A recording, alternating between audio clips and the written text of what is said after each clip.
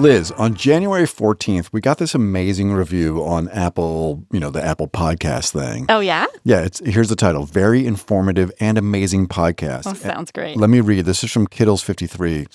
This is my favorite educational podcast, The Cold Opening, which I think is funny. That's become like our SNL thing. The cold opening is my favorite part and always makes me laugh. Matt and Liz are the best co-hosts and are doing an amazing job. So informative! Exclamation point. Keep up the great work!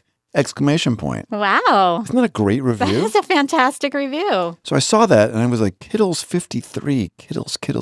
It rings a bell. Yeah, does it? For you? A little bit. Who might that be? That's my mom. Oh, and your mom's name is? My mom's name's Kitty. Yeah, that is a really nice. Thanks, Kitty. That's such a nice review. So thinking of your mom actually is like one of our favorite listeners because she always gives feedback, generally positive. But last week, she noted that I messed something up. Yeah, she immediately texted. All right, so for historical accuracy, Liz, what did I mess up? Oh, gosh, I don't even know because I didn't know it and didn't correct you, obviously. So you messed up the name of the good news piece. You said John Hartman on NBC, but my mom says she cannot find anything about that. CBS does do a nice positive piece each week by Stephen Hartman. He actually does a Kindness 101 with his two children, and that's CBS. So you had the station and the guy's name wrong. I did. I think I was thinking of John Hodgman or something, but yeah. So it is Steve Hartman. The series is called On the Road. Sometimes I watch them on YouTube just back to back to back to see if I can kind of keep the tears going. But it is an excellent piece. And Kittles53, thanks so much for the correction. I appreciate it. We were talking about that, by the way, because at the end, we are going to retire, just for a little while at least, short stack chat back. We're running out of old dead people to talk to. Well, they're not old, they're dead. Yes. So, and we're going to replace that with a little thing that we're doing called Bright Bites. It's BYTES. Get it? I saw that. I know, right? So that's So we funny. want in the spirit of Steve Hartman on the road in CBS. We want to have just a little bit of kind of positive things that AI is contributing to society at the end of each piece. So we will pick that up at the end of this episode. But speaking of you and your family, let's just stay focused on you for a second. Oh, I love it. You had a moment last week. I had the most incredible, crazy moment last Thursday and Friday. Unbelievable. So a few episodes ago, we covered this piece called Artificial Intelligence in Higher Education, a comparative study on the performance and detectability of AI-generated graduate-level coursework utilizing ChatGPT. I mean, listen to that title. You would not think that title would drive a little TikTok video to go viral to 300 and now 50+ thousand views as of this morning. I know that it's crazy. I mean, 1/3 people have seen me for 37 seconds talk about it. Over the weekend, you told me it was 500,000 people, and I didn't have the heart to say $250,000. I know. It was 250,000, and now we're at 1/3. Okay, well, I'm sure you're going to keep track here as we approach 500,000. So Andre will do us a favor, and he'll drop in the TikTok into the video feed so folks can see this as well but then as... it's not going to tick up my videos, okay, my TikTok views. So please click through to TikTok so you can keep boosting Liz's ego. So they had ChatGPT enroll as a student in a master's level health administration course. Sneaky. The bot completed all coursework, all the essays, the case studies, the discussion posts, the quizzes entirely autonomously. And the professor and students were unaware of the AI origin. So the findings were that AI's performance matched or exceeded their human peers, achieving a final grade of 99.36. Oh, gosh. And none of the submissions were flagged as AI generated by professors or the detection tools. The best thing about this, so it's really interesting, right? The video's got, again, 356,000 views as of this morning, quite a few likes, and it's trending quickly. And, honestly, I had a sense that your ego was blowing up, but luckily you had a 2x force humility factor in your home, didn't you? Oh, yes. I told my girls I was a viral sensation, and they promptly told me to stop saying that. Yeah, they were not. I was like, did you tell all your friends I went viral? And they were like, yeah, no. I'm like, share it with your friends. It's going viral. They're like, my friends do not care about this viral video. I'm like, well, Well, you know what, Liz? In our studio, you are a viral sensation. A viral sensation. I'm Matt Mervis. And I'm Liz Rade. And this is ChatEDU, a podcast about AI in K-12 education. In today's episode, Career Dreaming with Liz. See, we're going to keep the focus on you. Like it. Google's new Gen AI career counselor will take a first look at this experimental new career guidance tool. All right, but first, in the news, we'll walk through an updated AI literacy resource from Stanford. Next, we'll check out some new research from OpenAI about how students are using ChatGPT in college. And finally, we'll see what my career dreaming tells us about the role of AI in the world of career exploration. And we'll end with some new AI Bright Bites. Like it. Okay, Liz, let's start with some AI literacy. I know in the micro-credential, this is a really popular piece of the course. This is something that folks actually do towards the end of the course. I mean, there's a little bit of like, what is AI in the beginning?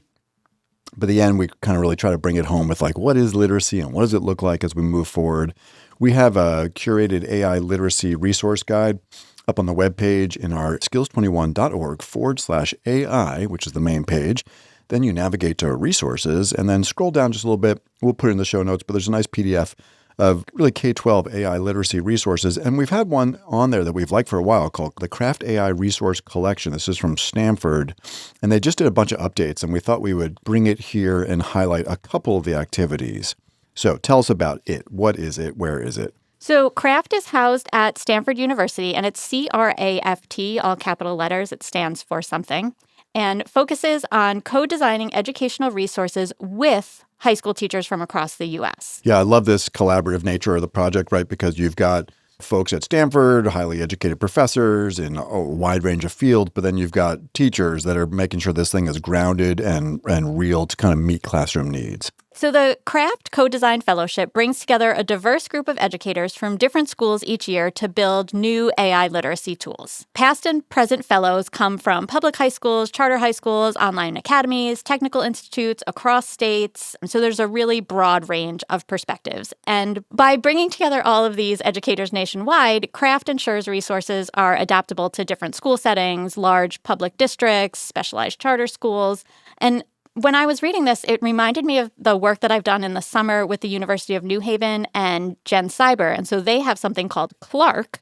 which stands for Cybersecurity Labs and Resource Knowledge Base, which is a very similar idea. So the Gen Cyber teachers that I work with are part of a huge grant that takes place across the country. The teachers create resources as part of this week-long grant, and they all go into this repository, which seems very similar to CRAFT, where the lessons have to be vetted by professionals so that they are both accurate and engaging and really high quality. So it's great to see that this idea that I knew from Clark be now with CRAFT. Yeah, I like it. If we were really professionals and we did our job correctly, we would know what the CRAFT acronym stands for.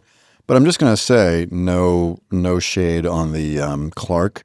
I don't know, just CRAFT feels like it's more catchy, accessible, et cetera, et cetera. I mostly just pose this as a challenge that Liz would automatically go to Perplexity or some other spot to research. And so now the answer is? CRAFT stands for Classroom Ready Resources About AI for Teaching. Yeah, I like that better.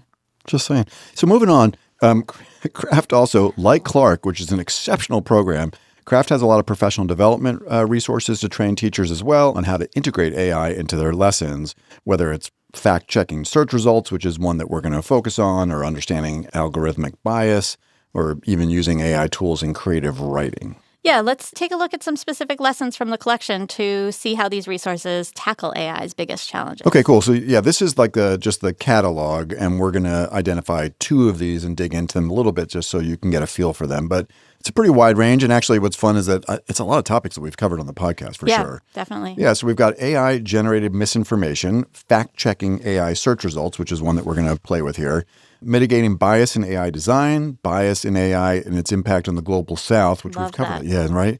Ethical principles for AI use, algorithmic bias in AI applications. That reminds me of a great Netflix documentary by Joy Baldwini. So close, Dr. Joy Baldwini. Joy Baldwini. Yeah, 6 more months. You're going to have it right off the tongue. What else do they have in there, Liz? Well, that's called Coded Bias. Yes, it on is. Netflix. On Netflix, thank you. They have things on data privacy and AI algorithms, AI's role in modern warfare, how AI classifies images, Face ID and beyond. Also on that documentary. Yep. AI's role in marine science and conservation. Ghost nets. Yeah. Last week, right? Yep. All right, I won't interrupt you anymore. Sorry, carry on. AI plagiarism and academic integrity, AI-assisted creative and narrative writing, large language models and their global significance, how computers process visual data, the history of AI. This is not just something that started in 2022. The use of AI in music generation and everyday AI and its presence in students' lives. I love it. Yeah, really, really great. And it's just a wonderful resource. They're all free tools, and they all have like a PDF and a handout and some resources. So check it out. We're going to dig into two just to get a feel for it. The first is, how do I fact check AI search results? This is from Chris Ma, who again collaborated with some folks in the field, and it's on this idea of lateral reading, which I love. So the lesson is basically about how kids increasingly, all of us, not just students, rely on AI search engines like ChatGPT and Perplexity, although frankly, as we've noted, Google is an AI search engine as well now, right? Right. And even though we know that these tools can create misinformation, people are still turning to them. But we know that AI doesn't know facts. It predicts words based on patterns in its training data, which is how it ends up hallucinating sources and fabricating information. One I haven't seen yet, and I'm going to go check out from this lesson, but they do like a warm-up activity where students analyze a viral TikTok where a podcast co-host talks about ChatGPT completing a health services administration course. Oh, shoot, I got the wrong thing. Sorry. No, wrong one. They talk about a viral TikTok. I wonder how many views that one has. A viral TikTok falsely claiming that Disney removed its drinking age as a case study in how misinformation spreads quickly. Yeah, so students fact-checked this claim by looking up the account, which was at Mousetrap News, a satire site. They checked its bio, Googled the story to see if it was reported elsewhere. These are the great fact-checking strategies that kids need to know. Like, obviously, just because it's on a TikTok doesn't mean it's true. It's funny, actually. We need to get better at citing the study, because very often what's on TikTok for us is because we're very often talking about studies. So a lot of people had a lot of questions on your viral TikTok about the actual scenario and the setup, and so you can read that all in the study. Maybe we'll relink the study to the show notes this week as well. But yeah, I mean, students in this case, in this activity, were naturally using fact-checking strategies, and I love this idea. I just like labeling it lateral reading. Do you get why it's, yeah. And even right, if you go to Perplexity now or even Google's AI search, everybody's getting better at giving the citations. So you got to click on the little 1 or the 3 or the 7 next to the AI search result so that it will open a bunch of tabs and you can read laterally across to sort of check it and make sure that they're accurate. But listen, it's important to reference that this was actually, lateral reading was coined in a study, right? Who was that? With Weinberg and McGrew in 2017. So this isn't new.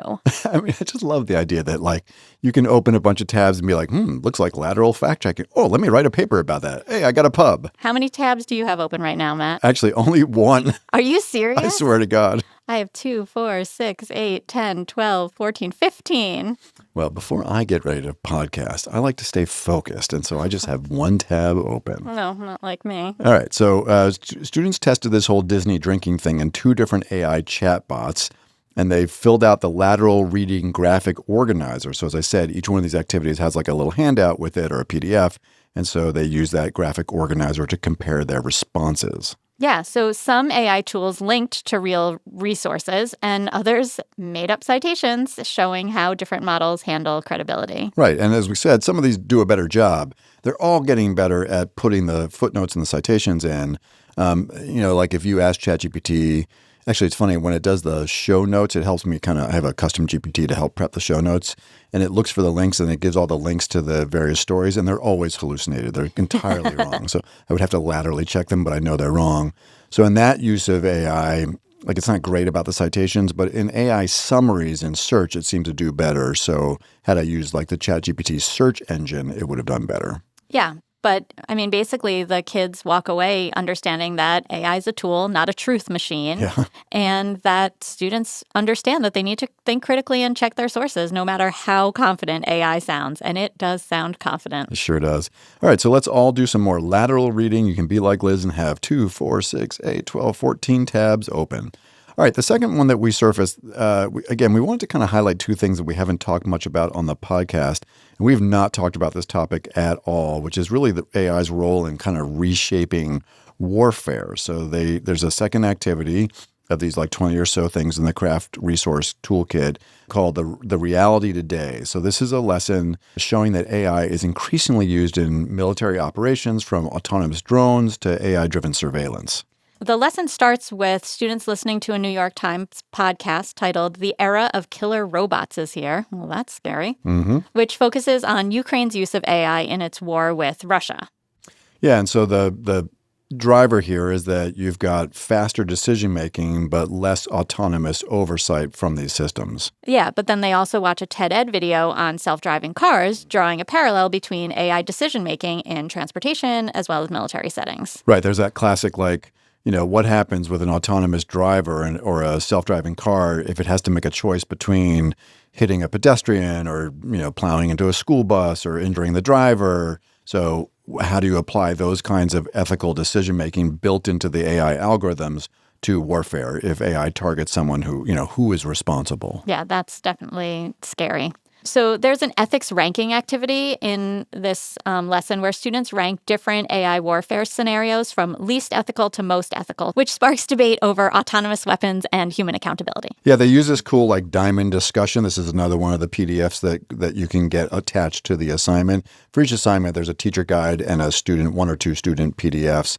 So in this one, they have to answer tough questions like, should AI ever make the decision to kill? Who should regulate AI in warfare? It's all kind of about accountability. Actually, Barbara Zielonka, in her AI advisory blog, she's getting close to being a drinking game herself. I tell you what, she just posted on LinkedIn that she has had over 1,000 posts now on the AI advisory board's blog. And one thing that she posted last week, and I think we will do on episode 48, was this really interesting guidebook. I'm trying to remember where it was from, somewhere in the UK, about ethics and accountability. Right? We have so many AI systems now behind military, healthcare, autonomous driving, but who's accountable? And what does accountability really look like? Sorry, I interrupt. Yeah, well, the students had diverse opinions on those kinds of questions. Some saw AI as a necessary tool for defense. Others worried about the lack of moral judgment in machine-driven warfare. I mean, it's all, a lot of different big questions that kids are debating, but are only years away from possibly being the ones making those decisions. Right. When you think about high school kids, you can join the military at 18. Yep. And there's an exit ticket, I remember, right at the very end of this activity, where the kind of key question is what kind of limits should be placed on AI and warfare. So students have to kind of process that on the way as they wrap up that lesson. Right. And I mean, importantly, we need to note that this isn't just theoretical. Governments are already developing AI-driven weapons, and students are going to grow up in a world where these major ethical decisions matter. Yeah. It's warfare, but it's going to be in medicine. It's going to be in, all kinds of different things. So. Yeah, career stuff, which we'll talk a little bit about today, healthcare, criminal justice, higher ed, all the like. If you can get into higher ed anymore, did you see all these people, all these graduate level, hey, you've been accepted to our graduate level program. They're rescinding these offers because the universities are running out of cash because of some of the proposed federal budget cuts from NIS.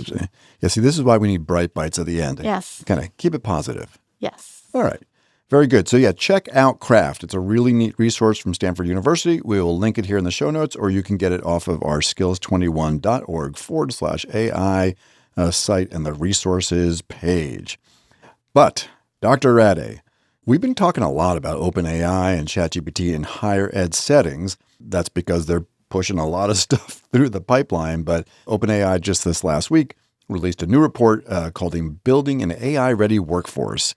This is from February 2025 about how the kids are using the AI in the college. Yeah. Well, I think it's important to note that the reason why so many of these studies are done at higher ed is because kids technically in public schools can't use OpenAI ChatGPT because of student data privacy laws. So they are using it, but they're not technically supposed to be using it for school. So they can't research those kids who aren't supposed to be using it. So that's why but it very much mirrors what kids are doing, we think, in high school. Agreed. I think it also matches up to their investment. So, they are essentially putting a lot of resources into driving ChatGPT EDU at the higher ed level because it does have a direct impact on workforce. but you know that there's a team that's working on K-12 as well. So yes, as of February 2025, because of FERPA and many state data privacy laws, ChatGPT is not a tool that you'll be using directly in class or in K-12 yet. Exactly.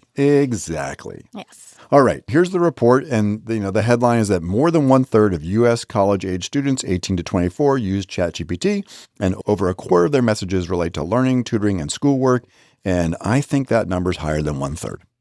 That more kids are using them. Yes, I think so. I agree. I'm using my deep deductive reasoning, but yeah, I think so. Yeah, I agree. There's a key quote from Leah Belsky, OpenAI's VP of Education, and she said that more than any other use case, college-aged young adults in the U.S. are embracing ChatGPT, and they're doing so to learn. To learn, Liz, to learn. Yes. Yeah, so let's break down the many different ways. This is a survey of 1,200 students across multiple states, and which is funny because I think they've probably got a pretty big data set they could be working with. But all right, so 50% use it to start papers and projects, 48% to summarize long text, 45% brainstorming creative ideas, 44% exploring new topics, 44% for revising writing, which is a use case we talk a lot about. Yeah, interestingly, AI is filling an education gap, and students are not waiting for the universities to teach them about AI. Instead, they're teaching themselves and their peers how to use it.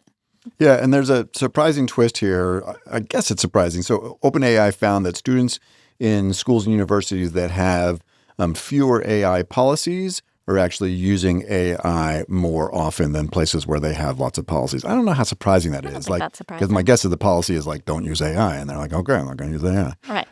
Yeah, I mean, AI bans in schools are similar to like parents banning junk food. It just makes students want it more. My mantra recently has been like, strict parents make sneaky kids. Like whatever I tell my kids not to do, they're going to figure out a way how to do it. Yeah, but that's weird because you are a strict parent. I'm not that strict Huh. compared to, I mean, I think there's a lot that I let slide because if I don't say yes, then they're going to do it anyway and it's going to be worse, right? Hence your mantra. Yes. Okay, cool. Yeah, I mean, there's a lot of, sometimes you see these pieces from OpenAI and we kind of have to look at this as brochureware a little bit. Like they're really trying to get across an editorial point. If there's a third-party independent research study, I think I'd feel a little bit more, like we can not try to be reading between the lines here. But some of this is just tricky. Very often I see kids at higher ed settings and they're terrified of AI because they know that the consequences are really dire if they get caught in any way. So, even the distinction between I'm going to use it for getting feedback on my writing, where all the chatbot is doing is saying, hey, you might consider, changing this conclusion or these 3 ideas could be woven together in a different way. Your students are even terrified to take just that information and redraft it as if somehow that is going to magically appear as AI insight. I dropped a chart into our show notes as well that I thought was kind of interesting. It's like, what does that gray line say? It's like comes from other sources, right? Right. It's not education, a career-related use case. It's a different use case. Yeah. Andre, maybe we can drop this graph into the video feed, but there's a couple of interesting stats there that I liked a lot, the ones that are in gray. So yes, you have all the educational use cases that we were just talking about, but then you have these 3. One is looking for relationship advice. Love it. And actually, if you listen to the hard fork story a few weeks ago about Claude and how much engineers in the Silicon Valley are using Claude, there's a lot of relationship advice going on there. Yep. They also use it for mental health help, which we're seeing more and more of physical health help, and how to make their social media more impactful.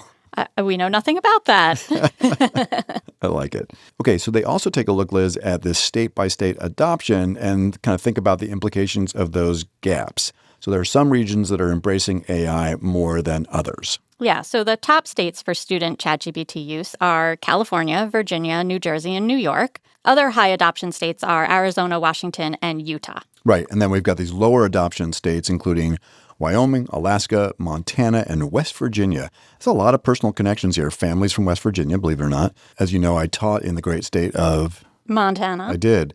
And I'm starting to do a little bit of work collaboratively with some schools in Wyoming. So it would be interesting to see. I'm excited to kind of deepen some of that work so I can get a real sense. But I don't know. Maybe the kids in Wyoming are, I don't know what. Writing their own essays? It's a little hard to believe, but Yeah. we'll see. Alaska, call us. We are happy to come out and do some PD in Alaska. Yeah, I'm happy to go back to Montana too. All right, so now from OpenAI's perspective, this whole thing about statewide adoption is really about, or they're trying to explain it about being around economic impact, so that they're theorizing that states like Montana and Alaska, at least until Liz and I get there, or Wyoming with lower adoption rates are going to fall behind in terms of workforce readiness. So as we've quoted very often in the Microsoft Work Trends report, 70% of business leaders say that they would hire someone that's less experienced. So 60+% say you got to have AI literacy skills, and 70 and change percent say we'll hire you with less domain expertise in whatever the job is if you have AI skills. And so, they're arguing that this kind of lower adoption in some parts of the country could be actually an economic development issue. Yeah, I mean, so it's not just a college issue. It's a future job markets issue. And, these are more rural states, and I think it's something really important that they're going to have to think about.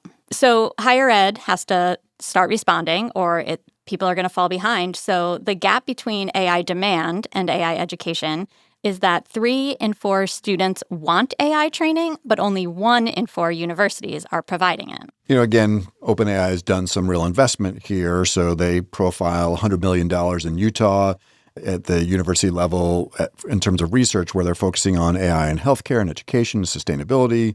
Utah Valley University launched a big applied AI apprenticeship project. I think we covered a really cool story in higher ed healthcare as well. Not your viral video, but one where generative AI is being used in really interesting ways in kind of a wide range of it was really medical prep settings, nurses, doctors, and the like. SUNY, I just saw, is going to have a thing this fall where AI literacy is required for all undergraduates starting in 2026.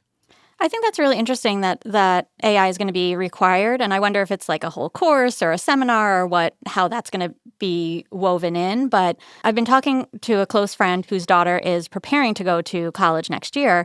And I was just talking to her about Notebook LM. And I was like, oh, does your daughter know about Notebook LM? And she's like, no. And so I was explaining it. And she's like, that sounds like it would be so helpful. And I'm like, yes, it is. Like, more people need to know about it. And we're not teaching kids about it in school. Yeah. In high school, and she's going to go off to college, and like what a head start she would have or will have now that her mom knows about this. Good job. Yes. That she'll have if her mom shows her and says, this is how to use it. Like my girls know, well, my older daughter knows, like, here's how you make a notebook. She's getting ready for a test this week, and we're going to make a notebook because she can listen to that podcast. I always want to plug on the podcast front, the 11 Labs free reader on iOS and Android. Also has that feature, they call it Gen FM, so you just upload any link or a video file or text, and it makes a really nice podcast, and it's shorter, frankly. Like, I don't always have the attention span for the Notebook LM podcast because they're like 9 to 11 minutes. So if you're like me and you have the attention span of a rabbit, try Gen FM on the 11 Labs app because they're only 4 minutes. Yeah, well, and I think that's a difference of purpose, right? Like Taya needs all 19 minutes of that for her to study. But like if you just want to get the gist of something, then 4 minutes is great. Yeah. Speaking of attention span, I've had us totally wander away from this story. Let's go back to it. Let's go back. Arizona State University has a partnership with OpenAI, and they were the first U.S. university to integrate ChatGPT Enterprise campus-wide. And so faculty were able to develop personalized AI tutors and launch an AI innovation challenge to create new classroom uses for AI, which is so cool. Yeah. And as we shared just, I think, 2 episodes ago, there's the big CSU investment. So this is now the largest institution globally to deploy AI. This is ChatGPT EDU for 500,000 students and faculty. 500,000, that's 500,000. Oh, yeah. No, you're not there yet. Almost. I saw an interesting piece over the weekend, by the way, California State University. So we profiled this whole system. And Liz, you've often thought about this higher ed investment as an equity piece, right? Because you don't want some kids to have the paid version of ChatGPT because their parents can afford it, and other kids to be using an older model, especially because we covered that story last week about how older models are have cognitive decline. Like podcast hosts have cognitive decline. So it's interesting, though. There is a cap. So the ChatGPT 4.0 advanced model on that CSU deal, it's 10 messages every 5 hours. It's not a lot of messages. Yeah, it's not exactly all the fire hose here that you were hoping for, but they can use 401 mini which will give them unlimited messages and interactions with the chatbot. So sometimes, reading between the lines is really interesting. But nonetheless, so what's coming next? They have this whole 3D, this is their recommendation. It's 3D for an AI-ready workforce. So we got 3Ds. We got 1, demystify AI.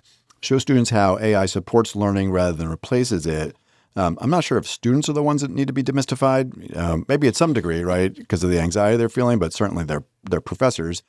Drive access, so ensure that students have equal exposure to AI tools and training, and develop policies, establish clear guidelines on AI use in education in the workforce. Again, all things that would be helpful for OpenAI as they, try to, have these tools be applied in a wide range of settings. But, ultimately, we think good. I'm not sure why I'm being kind of slightly cynical about it on this Monday morning. Yes, we're releasing on Friday, but recording on Monday. All right, so Liz, take us home here. Well, the lack of AI exposure in college could certainly mean missed job opportunities later. If you don't have the skills and that's what they're looking for, it's going to be a bad day for you. No. Yeah, I can't help the cynicism. I mean, it's not cynicism, but I think we have to be a little bit careful when we see these studies about Montana and Wyoming and Alaska. If you accept that generative AI is a general purpose technology, again, the computer, the steam engine, electricity, it's not like electricity didn't come to Wyoming, Alaska, and Montana, right? No. So if it really is a general purpose technology like the internet, this will level out relatively quickly. Yeah, I think so. And especially because students aren't waiting for universities to lead on AI. The students are using it. They're already there. If institutions don't adapt, they're going to become the ones that are obsolete, not the students and their skills. I mean, and especially in our uber connected world, and kids are leaving for college and going outside of their boundaries. And, they're exposed to so much more. It doesn't matter that you're in Wyoming. You can spend your whole day watching TikToks from New York. Well said. Or Connecticut from the ChatEDU episodes. Okay, I love it. Hey, I'm Cameron Audia, executive producer of ChatEDU. As you likely know, Matt and Liz believe personal interest projects, or PIPs, are one of the best ways to help students bring agency and intellect to learning in the AI era. They also see PIP as a safe, ethical, and powerful way for students to master AI. If you'd like to learn about Skills 21's very own personal interest project platform and curriculum, check out skills21.org/PIP. And if you'd like to chat about PIP in real time, email Liz at chatedu@edadvance.org. I mean, after all, she wrote a book about it.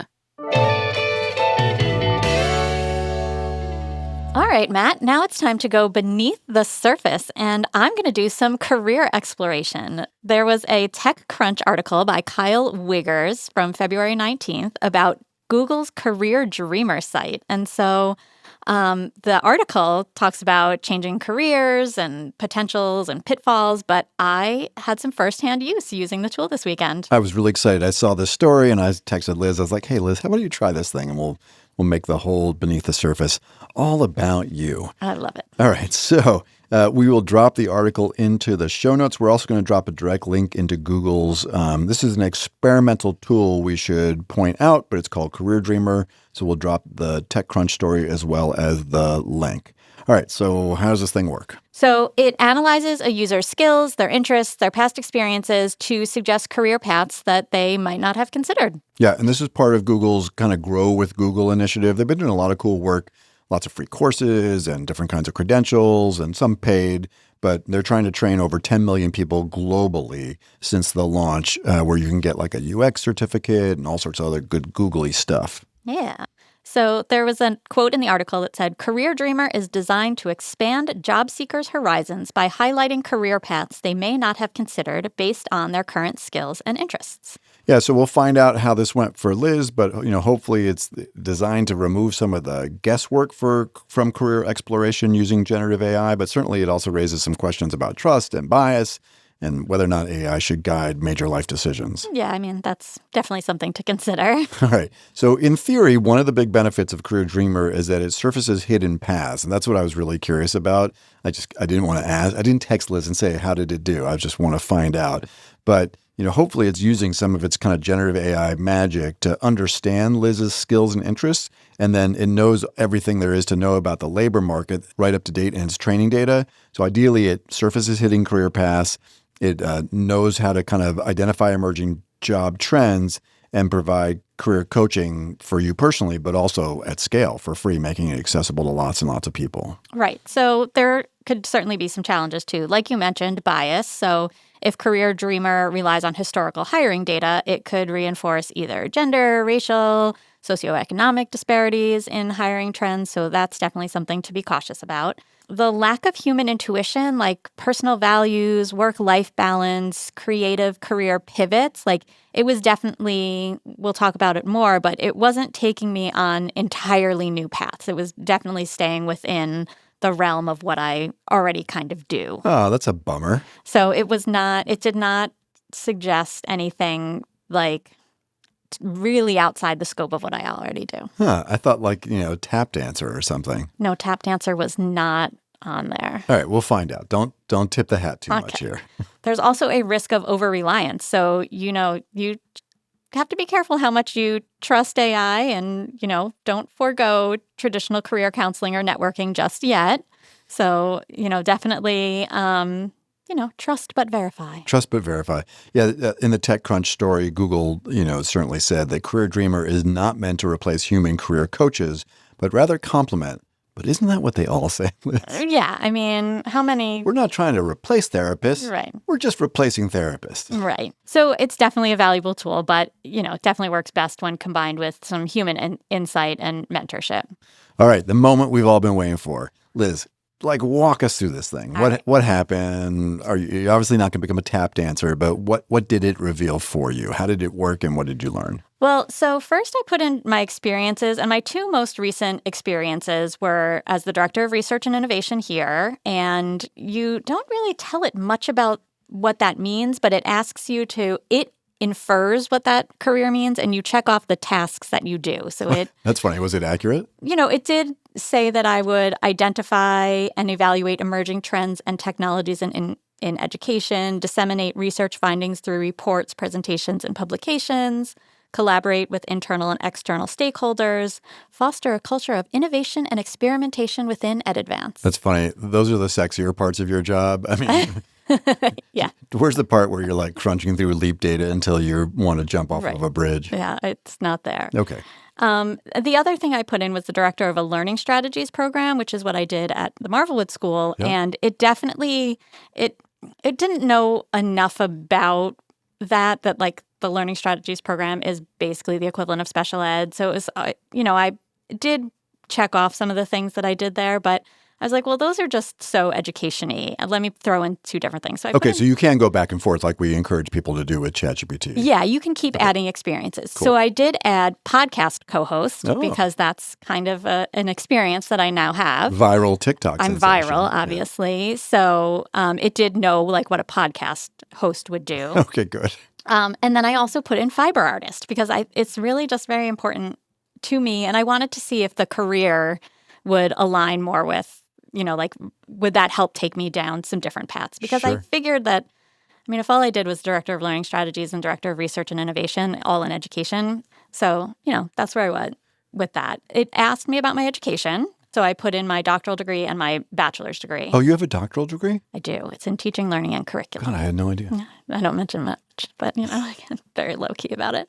But I did put in my undergrad degree because that's in Spanish and French. And so, again, that's just something more outside of the box than what people really usually know about me. Sure.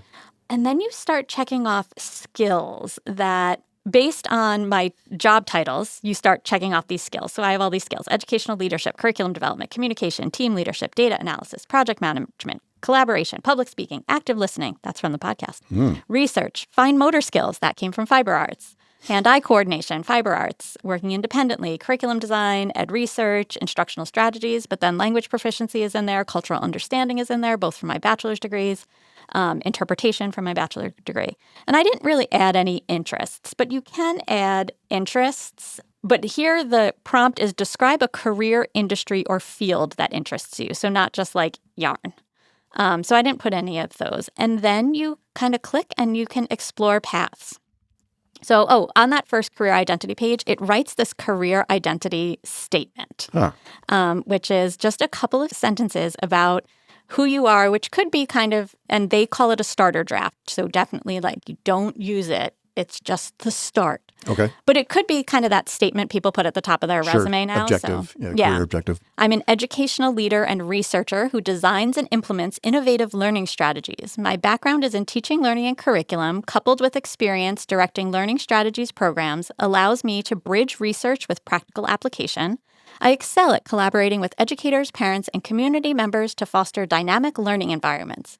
My experience co-hosting a podcast has further honed my communication and storytelling abilities, enabling me to effectively disseminate research findings and engage in insightful dialogue. A foundation in language and cultural understanding informs my approach, and my creative pursuits as a fiber artist cultivate a nuanced perspective on design and execution. That's pretty good. Yeah. It's a little long, but I mean, honestly, I was like, where are they going to get the fiber art piece in there? That's what I was wondering, but they pull it all in. So, Okay, not bad. You could definitely cut that down a little bit. But Okay. So then you go to explore paths. And right now I'm looking at this screen. Maybe we'll send Andre a screenshot, but it's kind of like moving around. But it's exploring my paths based on all three of those things. So my experiences, my education, and skills. And I could choose to take out or do it just based on my experiences, but I leave them all in. Okay. So many of these professions, I was like, whatever. Yes. It's called career dreamer, but you were not dreaming about those. Well, a lot of them are just, so here, business professor, vocational education instructor, education professor, communications professor, community college instructor, English language and literature professor, college professor, other, foreign language and literature professor, ethical cultural studies professor. Although this was interesting, forestry and conservation professor. I have no qualifications to talk about forestry or conservation. No. Wow. Okay. But it tells you why. So Okay. a forestry conservation professor is a role that combines your passion for education with your experience in research and innovation. So my doctorate in teaching, learning, and curriculum, coupled with my experience as the director of learning strategies and my research background, shows I possess the academic credentials and experience to excel in teaching and research-focused position. However, you would need to bridge the gap in your educational background with a focus on forestry and conservation science to gain the necessary subject matter expertise for this role. So essentially, it's saying I can teach anything as long as I learn the content. You know a great place where you can actually go learn that content? Montana? Yeah, University of Montana in Missoula. It's a fantastic town, and it's a great place to learn that stuff. All about forestry. Okay, cool. So those were like, a lot of the professions. But there were some here that I was like, oh, that's very different than what I was thinking. So like a media and talent director, which only requires, so it gives you the typical degree and the typical experience. So a bachelor's degree and 6+ years experience. So overseeing all aspects of production from talent selection to production coordination. It tells about my background, my experience with podcasting, demonstrates my ability to lead and manage projects, but I would need to gain experience in media and entertainment industries to be a competitive candidate for this role. So I was like, that would be a big shift. Also not one I'm really interested in, but yeah, maybe. So it is basically doing as it was advertised. It's like kind of trying to surface stuff that may not be readily obvious to you in your path, although certainly requiring some significant investment of time and credentialing. Yeah, there were some other careers that I wouldn't have thought about for myself, but like a product designer of ed tech. And so I feel like given my experience here, like that is something you do quite frequently is you've designed all of our products and I just kind of like throw the content in. But I mean, maybe. Sure. Jonathan, I'm not looking for a new job, I promise. What were some of the other ones? An educational technology specialist, which, just using ed tech, maybe. But no fiber arts. I mean, we can. I don't want to. We could go for hours of exploring Dr. Rade's career pathways. But honestly, what I was really hoping on Career Dreaming is that, I know that secretly, I know you're not leaving, but secretly you might dream of a career in fiber arts. And so I was hoping that the Career Dreamer was going to go get it, Doc. No, I mean, art teacher, art music professor, but really I can only teach fiber arts because if you have seen me draw, it is not a good thing. All right. Well, as we talked about last week with recognitive feedback, right? So here the AI has given you some feedback, which I would say is sort of extra recognitive feedback. But human to human, Matt to Liz, recognitive feedback, if that makes no sense, by the way, go listen to episode 46. Keep dreaming, Doc. And I'm saying go fiber arts. Go fiber arts or go home. Just keep podcasting and micro-credentialing, please. My job that allows me to do fiber arts. I love it. Listen, thanks for being a guinea pig. I really appreciate it. Yeah. I mean, I think with this tool, I'm 25 years into my career, right? And so I've already kind of created a pretty narrow thing that I'm good at. I did play around with it a little bit for my daughter, who is only a sophomore in high school. And so far her work experience is being a lifeguard. And that's not a career. But she has some interests. And it came up with a lot of different, careers based on her interest in, basically she said either I want to work with little kids, I want to work with old people, and I like volunteering with kids with autism. And so it came up with a much wider range from everything from a personal trainer and fitness instructor to a tattoo artist to an ultrasound technologist and sonographer, which is something she has mentioned, autism specialist, recreation and activities worker, lifeguard, marketing content creator, grant writer. I mean, there were a lot of different things here based on her interests. And so I think maybe the less you give it or the more kind of open you are, I think the better it does. So I love it. Give it a try. Yeah. You know what's cool about all those career paths for your daughter is that as we think about, we cover the World Economic Forum report on job displacement with AI, those jobs that require real human-to-human connection, early childhood, adult care, working with kids with autism, I mean, really teaching of all manner, maybe not math tutor, but certainly where you're having this real human contact, lots of recognitive feedback and engagement. So good for her. I think and maybe at some level, hopefully that's also these AI systems really understanding some of the, career path trends. I wonder if you said, I'm really good at language translation, if it would suggest you become a translator, because we know that job is, what's the technical term here? Toast. Yeah, right. All right. Yeah. So, but let's shift to some good news. All right. That's awesome. Thanks, Liz, for doing that. And that's really cool about your daughter, too. Maybe that's the story here. Maybe the headline is, don't use it if you're old, use it if you're young. Oh, did I call you old? I am old.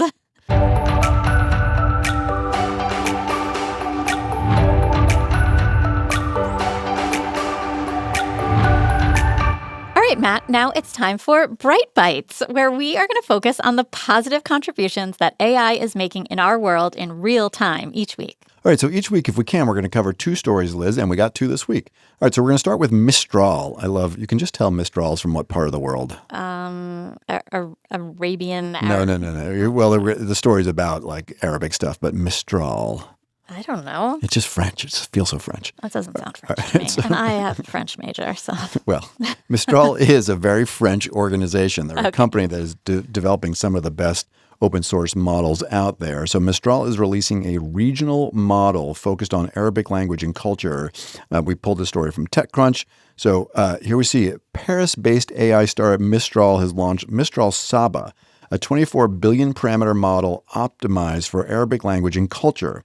It outperforms Mistral's general purpose model in Arabic and also works well in other South Indian languages, and it's available via their API or on-prem or on-premise deployment, which means you can kind of host it locally inside your system. So it's a custom-built model specifically for that region of the world. That's so great because most AI models are Western-centric and they fail to understand non-English language construction and cultural nuance. So regional models like Saba can improve education, healthcare, access to knowledge by providing more accurate translations, more culturally relevant learning materials, and better medical AI tools for Arabic-speaking communities. This focus on the Middle East also strengthens its position as a global AI competitor beyond just the U.S. and China. There's a whole world out there. Yeah, Mistral, we don't talk about them a lot. It's sort of like Meta, the Facebook, Instagram, own the world folks have done tons of open source work. And Mistral is the other organization that's done tons of open source work, and they've had really good models. All right, so that's Bright Byte number 1, Mistral and Saba. So Bright Byte number 2 is from Google. So just this past week, Google unveiled a system called Co-Scientist, designed to accelerate scientific discovery. And we'll drop a show note link here in the Google Research blog. Yeah, so Google has introduced AI Co-Scientist, a multi-agent AI system built on Gemini 2.0, designed to assist scientists in generating novel hypotheses and accelerating research. So unlike standard AI research tools, it mirrors the scientific method, refining ideas through automated feedback loops. Yeah, I saw this written up a number of different places. I really I get a daily newsletter called The Neuron, and so I pulled this directly from The Neuron and these kind of 3 increasingly complex biomedical challenges. So the first is drug repurposing. So the AI and this co-scientist model suggested existing drugs that could fight leukemia, and when tested in the lab, actually kill cancer cells at safe doses. So that was pretty cool. That's fantastic. Right. Target discovery. It also found that new treatment targets for like liver scarring that worked when tested on a human liver. So some good improvements there. But this one is the most interesting. So there's this guy named Professor Penades. You think I got that right, Liz? No, because there's an accent on the E, so it's Penades. That's right, because you were a major. Where did you go to school to? You went to some I don't know, C-level university for undergraduate, right? I went to Loyola University, Maryland. Oh, right. And then you went to St. Joseph's University for my...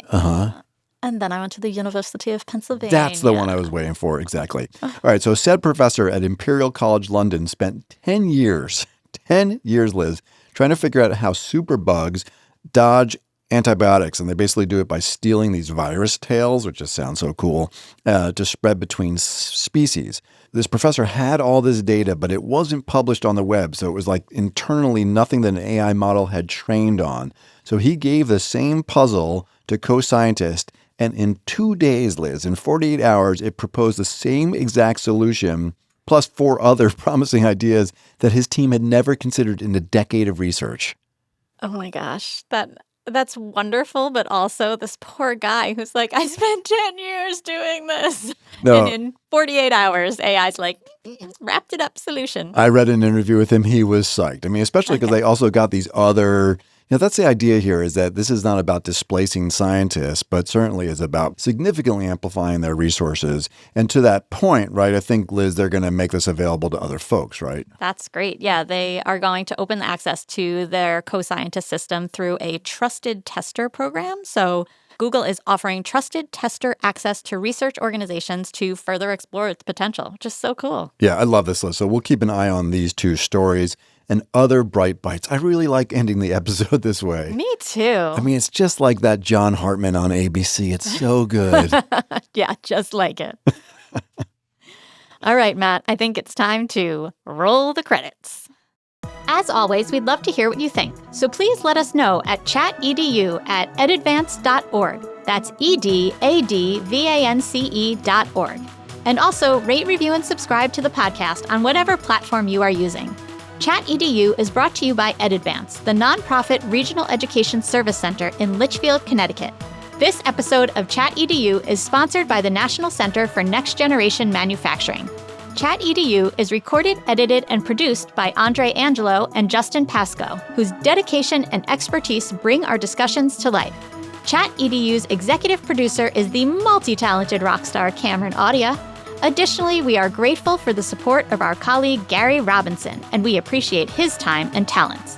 And of course, a big ChatEDU shout out to our fearless leader and executive director, Jonathan Costa, for inspiring the pod. And finally, a heartfelt thank you to our listeners for joining us on this journey exploring the thoughtful and innovative integration of AI in education. Hello, everyone. My name is Jonathan Costa, and I am the executive director at EdAdvance, and I want you to know how much we appreciate our listeners. If you enjoyed the podcast, feel free to explore EdAdvance's other AI services, which include customized professional learning of all kinds, conferences, and our micro-credential co-sponsored by the Southern Connecticut State University Office of Workforce and Lifelong Learning. Just visit skills21.org/AI to learn more. That's all for now, and thank you again for listening to ChatEDU.